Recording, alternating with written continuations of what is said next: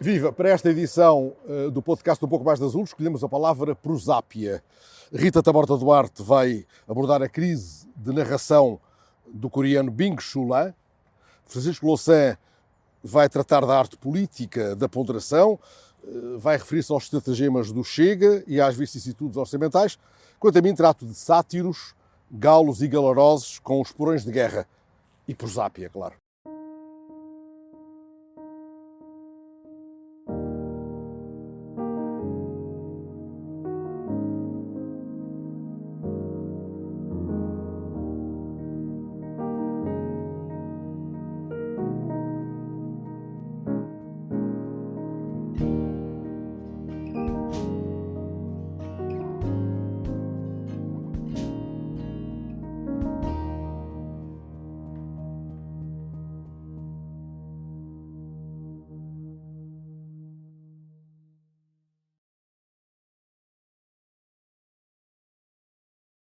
Esta edição de Um Pouco Mais de Azul é dedicada à prosápia e queria falar-vos de duas prosápias.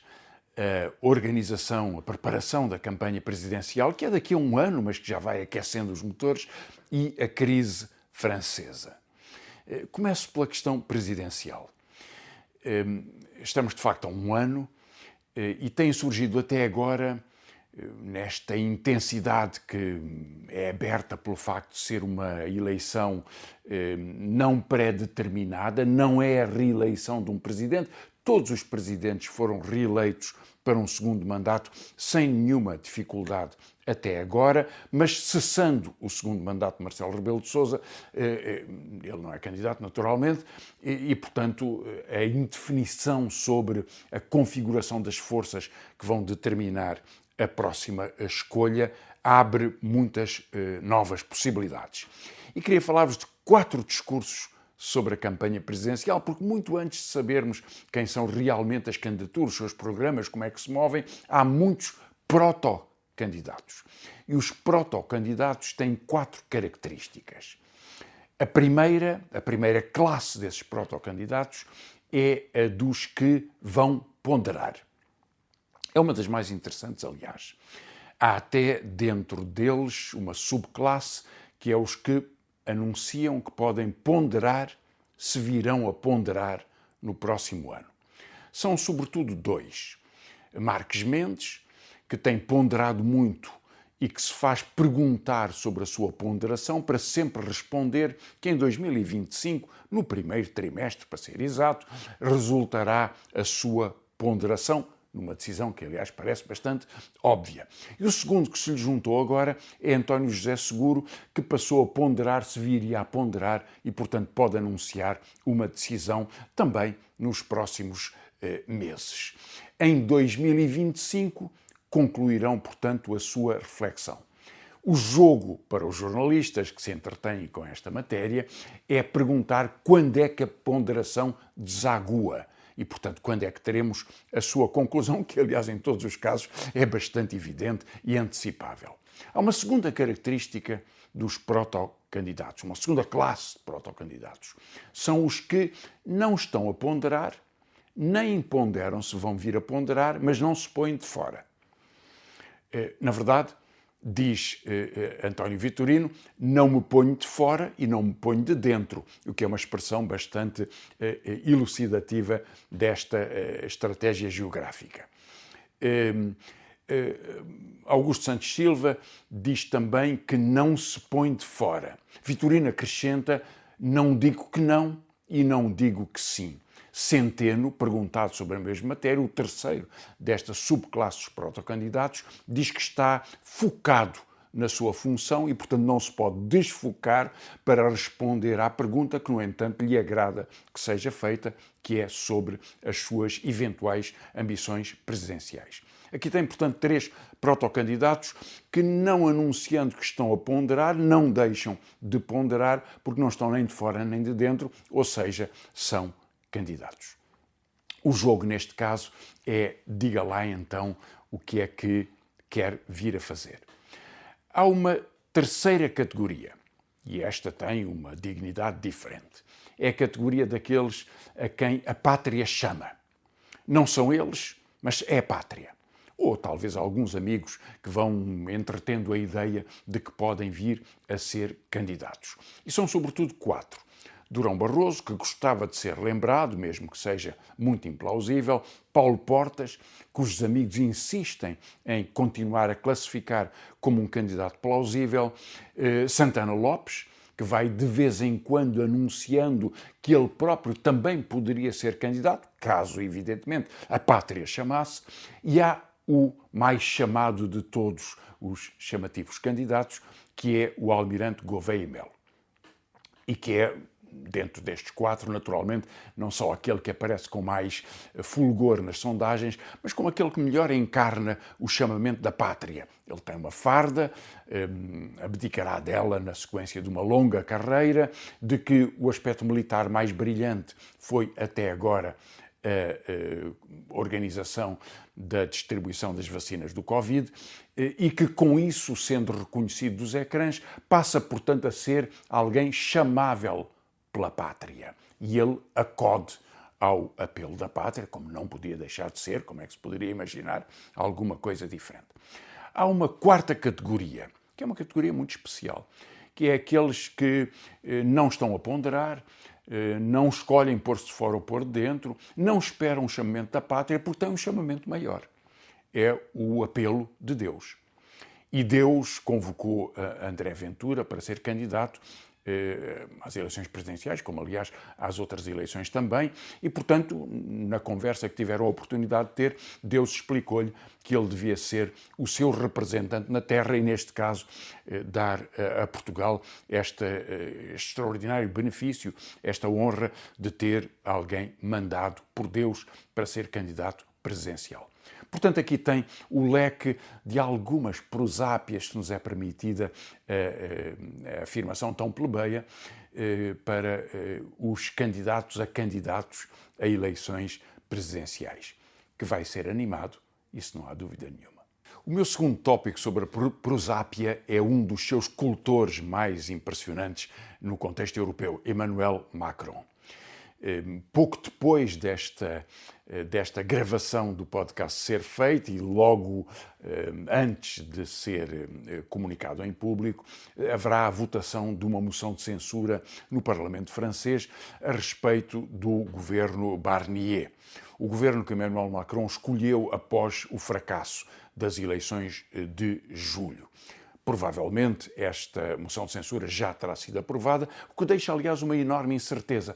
Macron já está a fazer consultas para escolher um novo primeiro-ministro e para retentar outra vez esta formação de um governo minoritário no contexto do caos político criado pela sua convocação de eleições, mas também se discute se um governo censurado, portanto demitido e em atos de gestão, poderia, apesar disso, apelar ao poder constitucional, que é um poder extraordinário em França, que permite, em alguns casos, tantos quanto o governo queira e o presidente assim apoie, que um governo minoritário contra o Parlamento e sem o voto do Parlamento possa aprovar leis orçamentais ou leis fundamentais. E esse seria o caso. Demite-se o governo depois de censurado, ou o governo censurado vai aplicar este poder excepcional que a Constituição lhe permite, porventura não nestes casos, mas que ele se poderia arrogar, pois disso veremos nos próximos dias. Mas a reflexão que quero trazer-vos é sobre a prosápia como política. Porque Macron, um presidente que vai no seu segundo mandato, já não está longe do final do seu segundo mandato, que se apresentava a si próprio como Júpiter e que se fazia chamar a si próprio no Palácio do Eliseu como Júpiter e que teve uma grande hegemonia sobre a política francesa quando ele rompeu com o Partido Socialista, aliás, traiu o Partido Socialista e constituiu uma força política de centro-direita, conseguiu uma enorme maioria parlamentar. Essa maioria foi-se esgotando ao longo das sucessivas eleições, foi criando uma grande hostilidade popular, permitiu o crescimento de uma grande força da extrema-direita, o Rassemblement National de Marine Le Pen, e também o crescimento de uma força, agora a maior força política francesa, que é o da Nova Frente Popular, em que se destaca a França insubmissa de Jean-Luc Mélenchon. Essa reconfiguração política consagrou-se nas últimas eleições. Emmanuel Macron tinha perdido as eleições europeias, por muito, decidiu fazer nas 3 semanas seguintes eleições legislativas, na expectativa renovada de conseguir o que ainda tinha conseguido, embora em menor intensidade, em eleições anteriores, que era fazer apresentar o seu partido num sistema eleitoral de círculos uninominais como o único que podia vencer a extrema-direita e, portanto, devia ter os votos da cedência da esquerda ou mesmo de posições de centro. E assim, não pelas suas qualidades, mas pela hostilidade à extrema-direita, Macron pensava que, como conseguiram nas eleições presidenciais, também nas eleições legislativas poderia vir a ter essa benesse, essa votação de mal menor. Não teve. E, portanto, o partido de Emmanuel Macron foi derrotado nas eleições legislativas. Apesar disso, comprometeu-se ainda assim com os partidos de esquerda para uma votação cruzada numa parte dos círculos uninominais no conjunto do país, de tal modo que a extrema-direita fosse barrada. E graças a isso, só graças a isso, o partido de Emmanuel Macron, ou os partidos que o apoiam, ainda conseguiram uma representação parlamentar em terceiro lugar, mas ainda conseguiram uma representação parlamentar com alguma expressão. A partir daí, ele rompeu a Frente Republicana, portanto, o acordo com a esquerda, e constituiu um governo minoritário, Michel Barnier, que teve inicialmente o beneplácito da extrema-direita. Tudo parecia bem quando chegamos ao orçamento. 2 meses depois do governo ter tomado posse, chegamos ao orçamento. E a França, que tem um déficit de 6%, portanto, que ultrapassa os critérios europeus, aliás, fê-lo sistematicamente ao longo do tempo, sem grande penalização, ou sequer sem grande pressão. A França é a França, respondia o presidente da Comissão Europeia quando lhe perguntavam porque é que a Grécia era punida e a França ou a Alemanha, que não cumpriam as regras, não eram atingidos por qualquer forma de pressão. A França é a França. Pois bem, é esta França que, perante a pressão orçamental, discute um orçamento de austeridade, e esse orçamento de austeridade cria tal rejeição popular que a extrema-direita, e naturalmente, como não podia deixar de ser, a esquerda, rejeitam essas alternativas. E por isso chegamos à moção de censura. Tentou o governo fazer aprovar uma parte da lei orçamental sobre a segurança social sem a votação do Parlamento, porque sabia que aí perdia, e esse ato de autoritarismo desencadeou a moção de censura apresentada pela nova Frente Popular. Há 62 anos, desde 1962, que não havia um governo derrubado por uma moção de censura. E é isso o que ocorrerá, ao que parece evidente, neste contexto.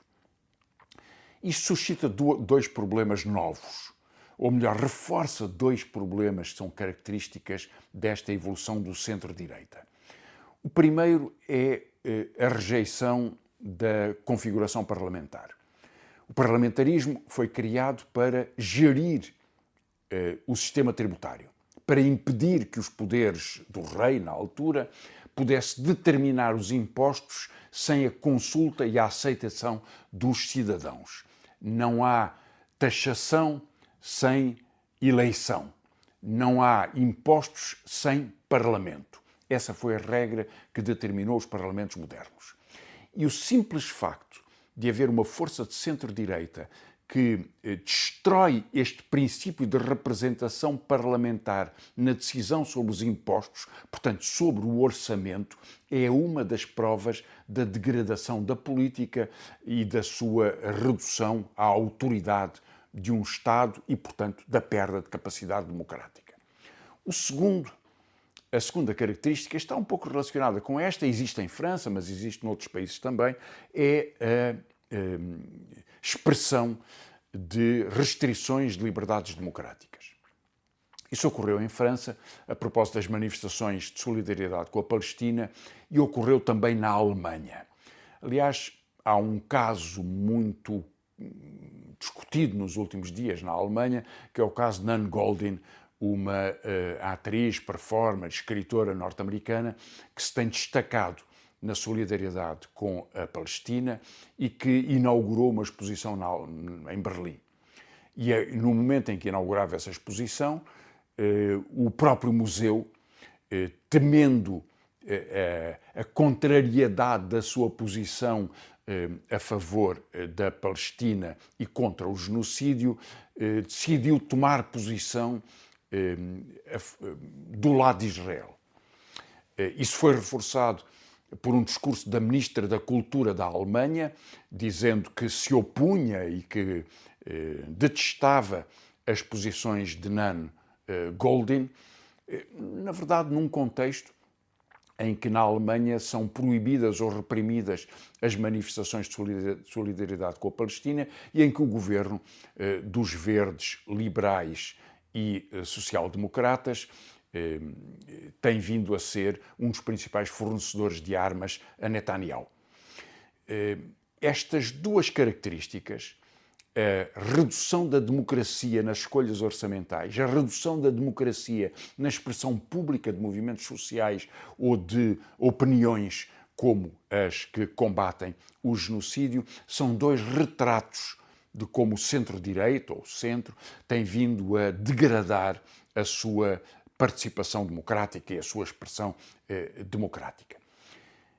Ouviu falar durante muito tempo dos valores europeus, pois aqui está como alguns dos condutores da política europeia e um dos mais poderosos, a presidência francesa. A França é ainda o segundo país em termos de poder político na União Europeia. Aqui está como os valores europeus, o valor da democracia, ou da representação parlamentar, ou da eleição, ou do direito de expressão de opiniões, são postos em causa diretamente por este poder.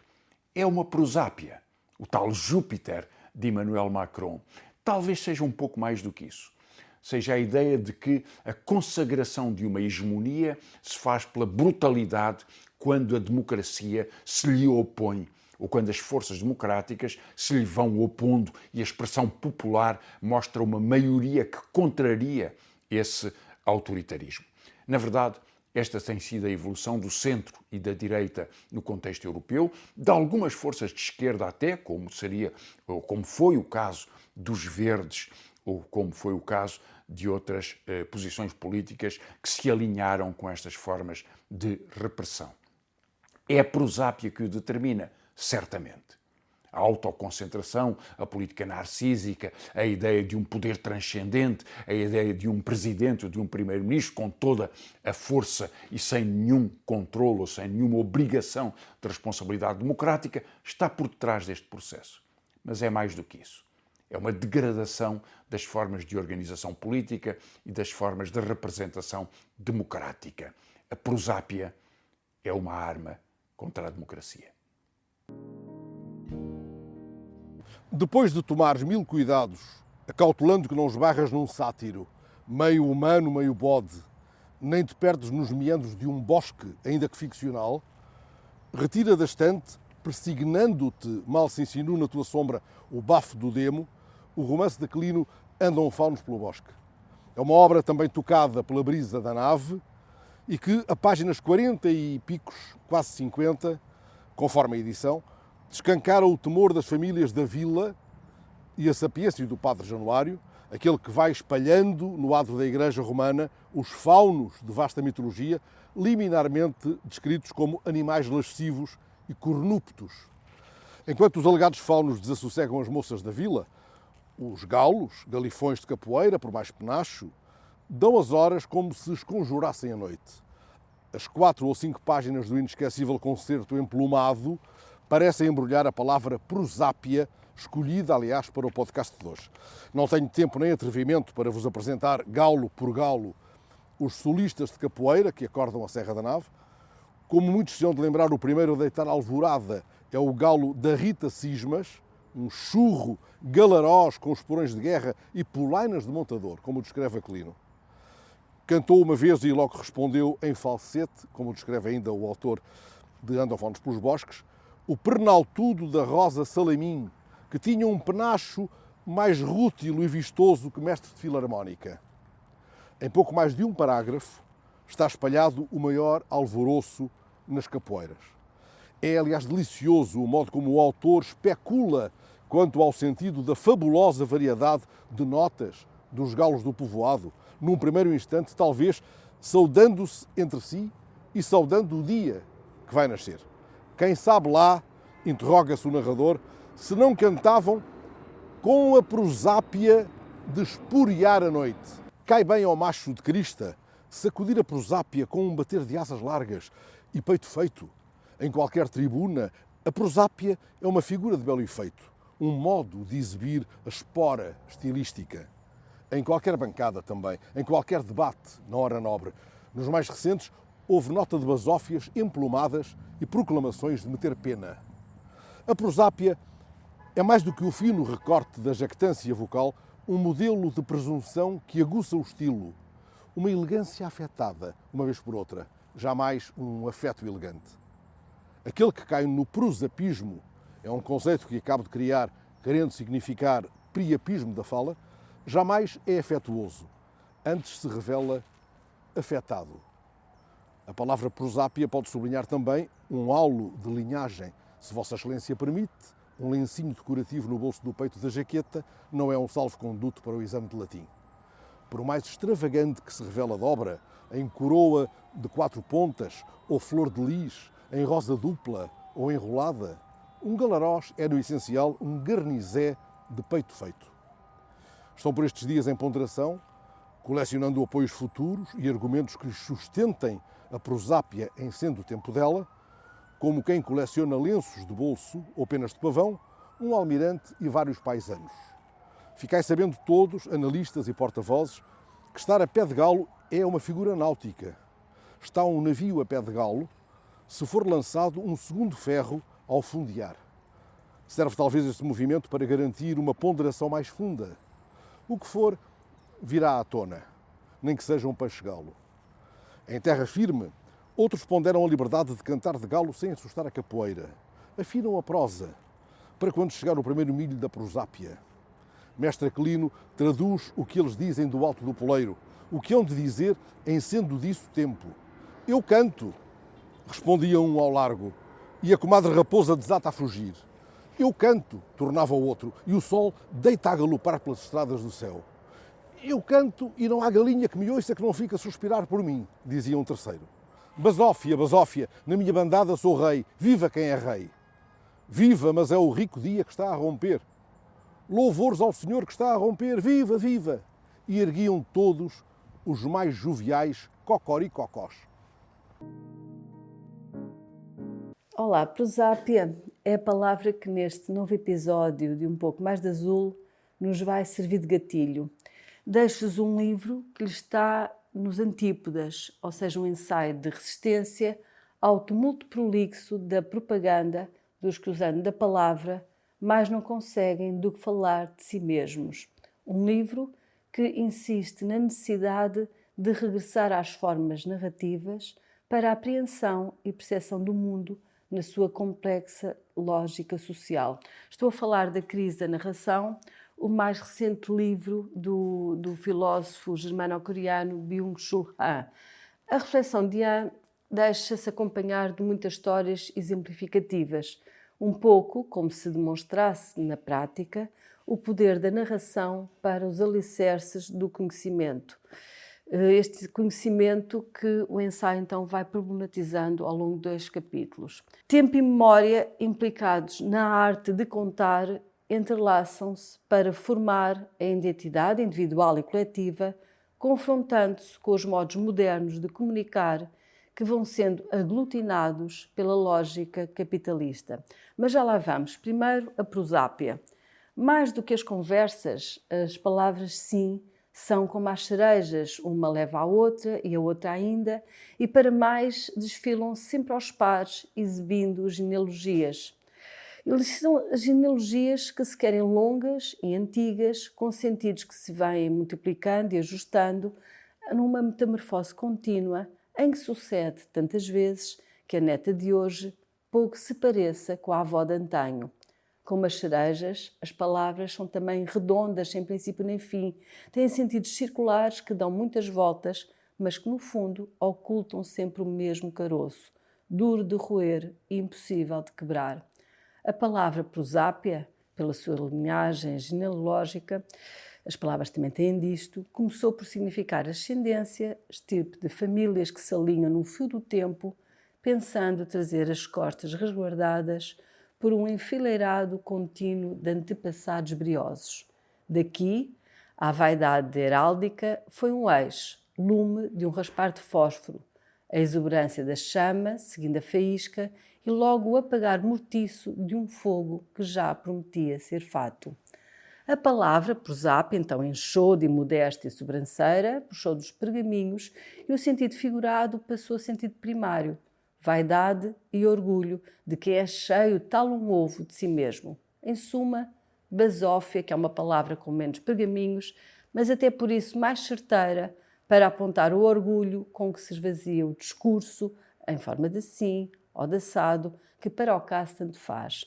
Lembrando Alexandre O'Neill, que aliás, se fosse vivo faria 100 anos, lembrando O'Neill, é caso para dizer, e cito, alguma coisa se passa entre a cortina e a vidraça. E sim, é a mosca varejeira e parece ser este ainda também o seu tempo, o da varejeira nacional. Bom seria se pudéssemos trocar as voltas à linguagem, desalinhando as letras e preferir à prosápia, a prosódia, ou mesmo só a prosa, conquanto fosse boa. Mas a realidade, como dizia o escritor português que mais prezo, pois claro, a realidade é muito abusadora. E regressando ao O'Neill, a verdade é que a palavra ninguém a salva, melhor metê-la sem esperança e a salvo na garrafa.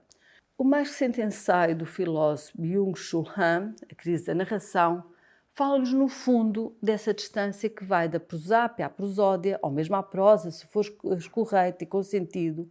Fala-nos do espaço vazio que existe entre o paleio e o pensamento, ou da diferença abissal entre informação e narração. Fala-nos, na verdade, do hiato que separa a peça daquilo que requer tempo. O livro saiu este ano, em 2024, pela Relógio d'Água e tem a tradução de Gilda Lopes Encarnação. Num ensaio anterior, Sociedade do Cansaço, também da Relógio d'Água, em 2014, refere-se às consequências de um excesso, e estou a citar, refere-se às consequências de um excesso de estímulos, informações ou impulsos, transformando radicalmente a estrutura e a economia da atenção. De tal modo, a nossa atenção tem sido fragmentada, dispersando sempre por múltiplos estímulos, que uma das principais e tão valorizada competência humana na contemporaneidade, o multifuncionalismo, aliás que julgávamos ser apanágio de uma sociedade hiperdesenvolvida, o multifuncionalismo assemelha-se então, pelo contrário, ao estado de alerta permanente que é natural, sobretudo, na vida selvagem. Na selva, sabemos, o animal tem de estar em estado de vigilância constante, seja enquanto se alimenta, seja enquanto dorme. Diz-nos-á que, e cito, ao mesmo tempo que se preocupa com a sua alimentação, o animal dedica-se a outras tarefas, tem, por exemplo, de manter os inimigos longe, em estado de permanente alerta, para evitar tornar-se presa. Assim, também o ser humano na sociedade de consumo capitalista que se dedica sobretudo à repetição e ao negócio, que significa, atenção, negação do ócio. Para este turbilhão se arrastou a comunicação e a linguagem. O discurso vai aos poucos perdendo o poder de consciência alusiva, a capacidade de enraizar o pensamento estruturante da identidade. Aos poucos, os discursos vão perdendo até mesmo o deslaçado caráter informativo, por muito pobre que este seja, para se tornar somente um estímulo, captando a atenção, independentemente do motivo, mas independentemente até do dito. Passamos da prosódia ao prosaico e do prosaico à prosápia.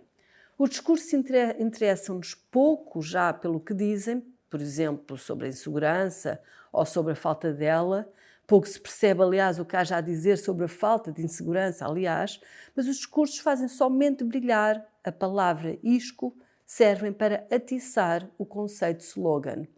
Citando até referências de que se tinha socorrido em obras anteriores, por exemplo, Peter Handke ou Benjamin, e isto, aliás, é condizente com a sua própria perspectiva, em que a mesma frase, a mesma citação pode ter vários ângulos e várias leituras, no fundo com o tempo para nos lembrar dela, portanto, citando várias referências que já tinha citado em livros anteriores. Em A Crise da Narração, Byung-Chul Han explica que o frenético excesso comunicacional e a cadeia de consumo de informação, e para já nem precisamos de referir a desinformação, tudo isto cresce em proporcionalidade inversa não só à da narração, como à de criação de um eu de pleno direito, imerso socialmente.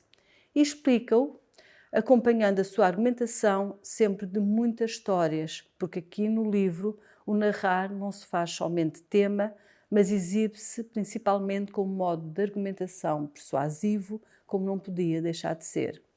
Ao contrário da narrativa, diz-nos ele, que é inclusiva, agregadora, geradora de sentidos, que existem a permanência e a demora e criam identidade e conhecimento, a informação, diz-nos Han, é contingente e consumível.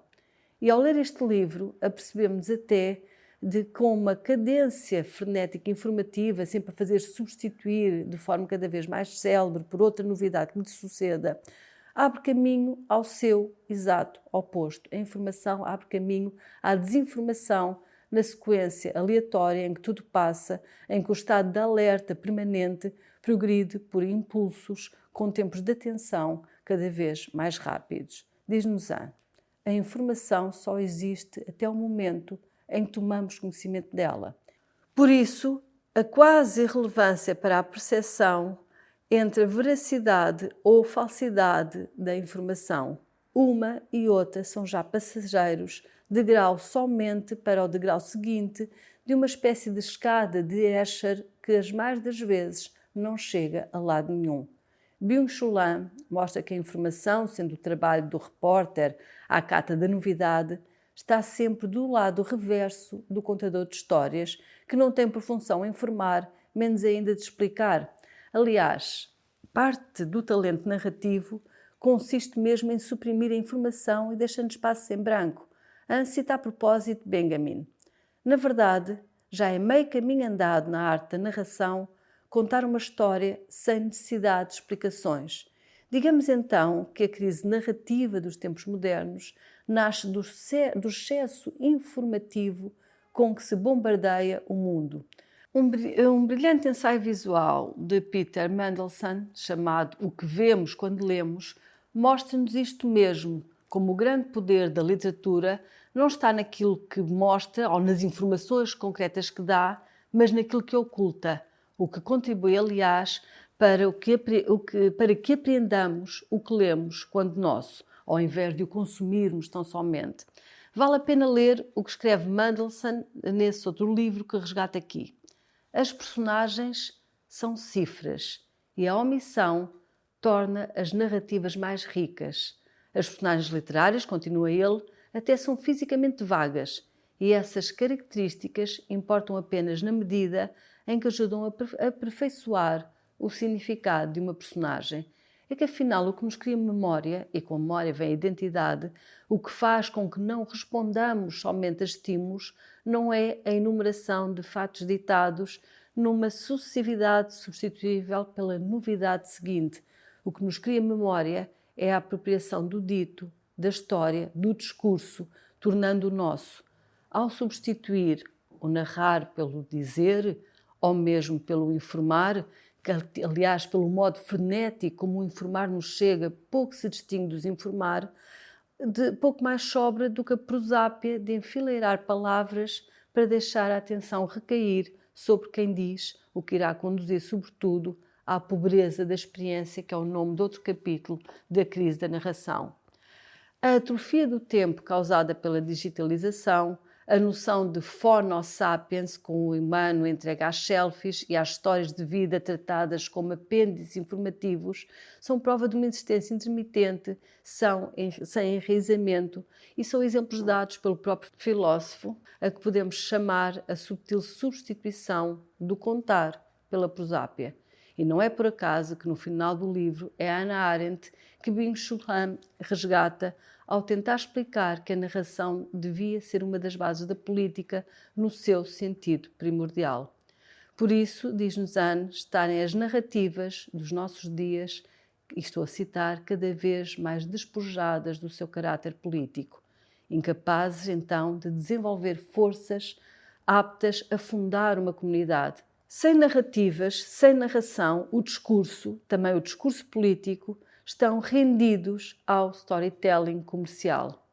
Em última análise, diria, a prosápia, que não reconduz, estou a citar Anne, que não reconduz à comunidade que urgia melhorar, mas sim ao nosso próprio ego, ou se calhar ao ego daqueles que discursam em horário nobre para nada dizer sobre coisa nenhuma, ou daqueles, por exemplo, que concorrem até à presidência de um país. Termino com uma história que Byung-Chul Han também refere ao longo do livro, mas eu prefiro a versão recolhida por Jean-Claude Carrière na sua tertúlia de mentirosos, e é com essa que vos deixo, que nisto da memória e da narração não conta somente aquilo que se conta, mas o modo como o contado enraiza então em nós. Fica então a história, quanto mais não seja para fazer justiça à importância de se continuar a narrar. E conta a história. Numa cidade pequena, onde vivia uma comunidade judia, havia uma cerimónia especial instituída há muito tempo que se celebrava na floresta de 30 em 30 anos. Um velho rabino, que conhecia com precisão o ritual da cerimónia, transmite-a à hora da morte a outro rabino. Quando chegou à data, este conduziu um pequeno grupo de fiéis à floresta, ao local próprio, e celebrou a cerimónia exatamente segundo o ritual. Depois foram todos para casa. Passaram os anos e, quando voltou a ser a altura da cerimónia, 30 anos mais tarde, o rabino tinha, por sua vez, morrido também. Da cerimónia anterior já só restavam vivos 3 ou 4 fiéis que partiram para a floresta com uns quantos neófitos e um outro rabino. Chegados à floresta, foi-lhes difícil recordarem-se do sítio exato. É nesta clareira, dizia um. Nada disso, dizia o outro, é muito mais longe. Por fim, lá escolheram um local, sem estarem completamente seguros de ser aquele, celebraram a cerimónia segundo os ritos e voltaram para casa. 30 anos mais tarde, já só restavam vivos alguns dos neófitos de outrora, e sob a direção de um novo rabino, acompanhados por um grupo de jovens, partiram então de novo para a floresta. Mas desta vez foi-lhes impossível reconhecer sequer uma clareira. Tudo tinha mudado, tudo se misturava nas suas memórias, e mesmo o rito da cerimónia lhes parecia incerto e impreciso. Procederam então o melhor que puderam e voltaram para a cidade. 30 anos mais tarde, um novo grupo, guiado por um novo rabino, aventurou-se de novo na floresta. Tinham ouvido falar de uma cerimónia importante que outrora se realizava, mas em que dia? Não se sabia ao certo. Em que sítio? É impossível ter a certeza. O rabino e os fiéis deambularam pela floresta durante 2 horas, à chuva, para celebrarem a cerimónia, mas depois voltaram para casa. Reencontraram-se na sinagoga e um dos fiéis, desanimado, disse: esquecemos tudo, da próxima vez já nem sequer vale a pena voltar à floresta. É verdade, disse o rabino, esquecemos todos os pormenores da cerimónia, mas nem tudo está perdido. Ainda nos resta uma boa razão para estarmos satisfeitos. Mas por que é que havíamos de estar satisfeitos? Perguntaram os fiéis. Responde o rabino: porque poderemos sempre contar a história. A pergunta com que vos deixo, então, hoje é a seguinte: se não tivermos já sequer história para contar, o que é que nos sobra, afinal? Obrigada. Esta edição do podcast Um Pouco Mais de Azul teve realização de Miguel Bordalo, produção de Joana Louçã, música de Filipe Melo, grafismo de Tiago Tavares.